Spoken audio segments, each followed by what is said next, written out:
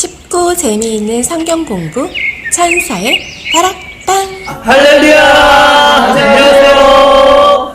구독, 좋아요. 알람 설정. 우리에게 큰 힘이 됩니다. 하나하나 묻는 게 좋은 신앙이 아니라, 또 물론 어린아이여서 잘 몰라서 물어보는 건 예외적인 경우죠. 그런데 운명론 때문에 하나님께서 내 운명의 모든 길을 다 정해져 놓으셨다고 오해를 해서 묻는 거는 분명히 믿음이 없는 행위인 거죠. 그러니까 예정론을 이야기할 때는 내 인생의 모든 게 다 하나님이 미리 정하셨다. 아니다. 아니다. 아니다. 무엇만 정해놨다? 구원만. 정해놨다. 근데 그래서 결정장애가 있어서 네네네.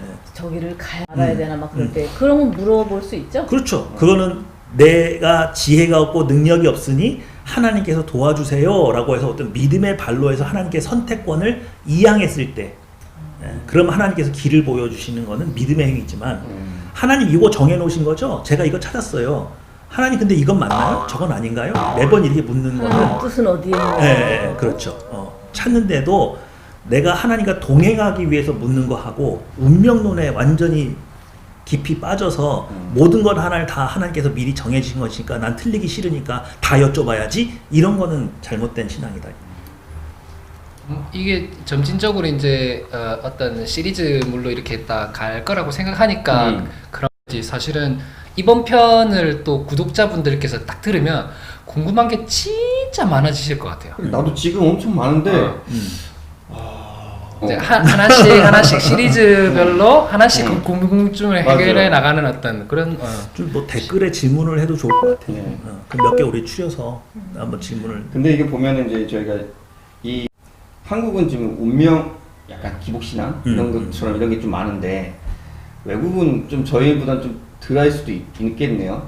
그렇죠. 서양 철학을 가지고 하나님을 믿었을 때 운명론에 빠지는 건 좀 덜하죠, 걔들이. 저희가 이제 약간 유교 사상 그렇죠. 너무 익숙하다 보니까 우리가 동양적인 그 신자들에게서 나타나는 특징 중에 하나예요.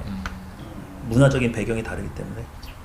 그래서 서양 사람들은 자신의 인생을 오지에 가서 선교하거나 이런 발렌티어 자원에서 얻는 거에 대해서 되게 익숙해요. 근데 우리는 항상 어디에서 영광을 받아야 돼? 유교에서 말하는 금이 환양. 금이 환양. 고향에 와서 집에서? 영광을 받아야 되고, 맞아요. 밖에 나가서 죽으면 객사하는 거죠. 그래서 항상 이게 회귀 본능이 강한. 근데 서양의 어떤 철학 중에는 내가 하나님과 어디든 함께 있는 곳이 곧 천국이고 낙원이고 주님과 동행하는 삶이 내 가장 큰 삶. 그래서 우리 이런 절두산 묘지나 이런 데 보면은 선교사들이 많이 우리나라에서 제2의 고향이라고 그러고 자기 나라로 돌아가지 않고 뼈를 묻으신 분들이 많잖아요.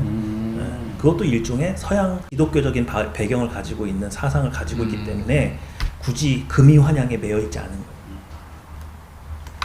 근데 계속 이렇게 얘기 들으면 계속 또 궁금한 게 계속 나오는 것 같아. 우리가 그 유교의 가장 그 병폐 중에 하나가, 유교는 사실은 철학 개념이지 종교는 아니죠. 네. 공자의 사상화됐죠. 그래서 이게 종교로서 갈 때의 가장 큰 취약점이 뭐냐면 내세관이 없다는 거예요. 그럼 유교는 어떻게 내세관을 챙기느냐? 그러니까 내세관이라는 건 내가 영원하고 싶은 욕구가 있는. 그럼 유교는 어떻게 그걸 하느냐? 그래서 나와 똑같은 유전자를 가진 자식을 남겨놓는 거예요. 그래서 유교에서 말하는 7거지 악, 가장 큰 7가지 죄 중에 여자가 아들을 못 낳는 게 영원성을 보장하려니까 자손이 있어야죠. 그것도 남자가 있어야 돼, 여자가 있어야 돼. 남자가 있어. 남자가 있어서 제사를 지낼 때 조상들의 이름을 불러줘야 그들의 존재가 계속 유전되죠. 보존받을 수 있죠. 그래서 유교에서 말하는 가장 큰 효도는 입신양명이에요. 이름을 드높여서 역사책, 사초에 기록이 돼서 그 집안의 이름이 누대에 전해집니다. 그게 최고의 효예요. 근데 우리가 기독교로 왔잖아요. 그러면 이 내세관이 성경적 내세관을 받아들이고 예정론에 의해서 우린 천국 간다, 죽으면 천국 간다, 이 개념이 있으면 그렇게 현세에 집착할 필요가 없을 받아도 어디서? 여기서. 그래서 교회에 와서 빨리 집사되고 장로되고 싶은 사람, 그리고 성공해야 되고 사람들한테 칭송받아야 되고, 이런 거에 대해서 집착하는 우리 한국 교회에서 나타나는 이런 특징들은 사실은 유교에서 자유롭지 않은 거예요. 아직. 그러니까 이런 토양의 교회가 이렇게 세워지다 보니까 영향을 받는 거죠.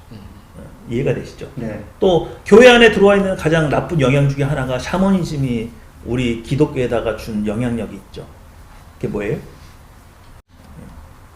그냥 지성이면 감천이죠. 하나님을 지성을 들여서 그러니까 무슨 기도 응답 받으려면 그렇죠. 나무 뿌리 하나 뽑아야 되는 거. 그러니까 우리 하나님의 인격성은 없어지고 조르고 매달리면 그냥 복을 받는 개념, 그리고 그렇게 해서 받은 거를 사람들 앞에 영광스럽게 얘기하고 자랑하는 거, 그건 되게 어린아이 수준이고 그게 샤머니즘이 교회에서 준 영향이잖아요. 마치 유교가 우리 기독교에게 준 영향력이 내세관을 믿지 못해서 현세의 복을 받아야 된다고 생각하는 거, 집착하는 거 하고 기복신앙, 내가 원하는 거 계속 하나님 앞에 막 주문 외도 반복하고 그래야 하나님이 들어주실 거라고 생각하고 예배 잘 참석하고 3일기도 다 이렇게 해야지만 하나님께서 들어주신다고 생각하는 거, 옛날에 정화수 떠놓고 비나이다 했던 그건 믿음의 행동이 아니거든요. 하나님은 인격적인 분이잖아요. 그러니까 성경 말씀에 합당한 건 왜 안 들어주시겠어요? 그러나 우리가 분명히 간구해야 된다는 거 하고 기복신앙을 같은 선상에 놔서는 안 된다. 안 된다. 그래서 우리 동양의, 그러니까 성경이 말하고 있지 않은 동양 철학은 좀 이렇게 좀 잘라내는 작업들을 좀 하셔야 되는데 이 작업이 안 되면 성화가 안 돼요. 하나님이 원하는 사이즈로 자라지가 않고 곁다리로 자꾸 자라요. 근데 보통 간구를 착각하는 게 간절히 구해야 하나님이 준다. 그렇죠. 이렇게 착각하죠. 착각하죠. 네, 네. 그 간절히 한다는 거는 뭐냐면 사실은 하나님과 나와의 교제 가운데서 하나님이 열망하는 것에 대해서 나도 공유한다. 그게 간구죠, 사실은. 그래서 하나님의 심정이 내 마음속에 온전히 들어오는 거예요.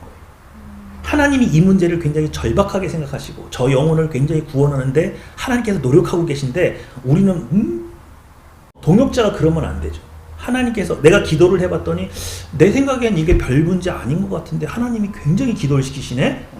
그럴 때는 하나님께 자꾸 이 내 일에 들어오라고 우리를 요청하는 거죠. 그럴 때 같이 간구를 해야죠. 근데 나는 되게 이게 심각한 문제라고 생각해서 기도를 했는데 하나님이 알 수 없는 평안을 막 주세요. 그럼 이게 심각하지 않는 거예요. 심각하지 않은 거죠. 심각하지 않은 거죠. 이런 거 간구할 게 아닌 거예요. 그러니까 간구라는 것도 하나님과 같은 열망을 품기 위해서 하나님이 주시는 마음이에요. 그러니까 동역할 때 많이 생기는 거예요. 서양에 대한 걸 공부도 하고 서양 역사를 많이 알아야 된다. 네네네. 그랬잖아요. 네. 근데 오늘 또 이렇게 또 들어보면 기독교가 서양을 통해서 이렇게 넘어왔기 때문에 서양의 역사적인 흐름이나 철학의 흐름, 기독교의 흐름을 같이 이해해야 되는 부분. 근데 나는 동양인이잖아요. 그럼 이 땅에서 신앙생활을 하기 위해서는 적용할 때 어느 부분이 문제가 되냐? 아, 내가 동양 사람이라 이렇게 생각을 하는구나. 저는 되게 재미있는 게 뭐냐면 예를 들면 이런 거예요. 지금 서양 사람들은 되게 합리적인 철학 사고를 굉장히 취하죠. 그래서 사실은 마틴 로이드 존스 목사님의 설교가 좋은데 한 구절에 대한 주석이 너무 길어. 어떨 때 막 질려. 막 고린도 전후서 막 이것도 막 몇십 권이 되니까 그럼 성경 하나를 이렇게 우리가 볼 때 성경이 요만큼밖에 안 되는데 이걸 이해하려고 이렇게 많은 걸 이해해야 되나? 막 그런 생각이 들 때가 있단 말이에요. 근데 그게 합리주의적이기 때문에 전부 다 설명을 하려니까 그런 거죠. 그러니까 예를 들면 합리주의자들이 넘지 못하는 선이 뭐냐면 예수님이 물 위를 걸으신 거예요. 말이 돼요, 안 돼요? 안 되죠. 그러니까 얘들이 예수님이 물 위를 걸은 사건을 뭘로 치부해버려요?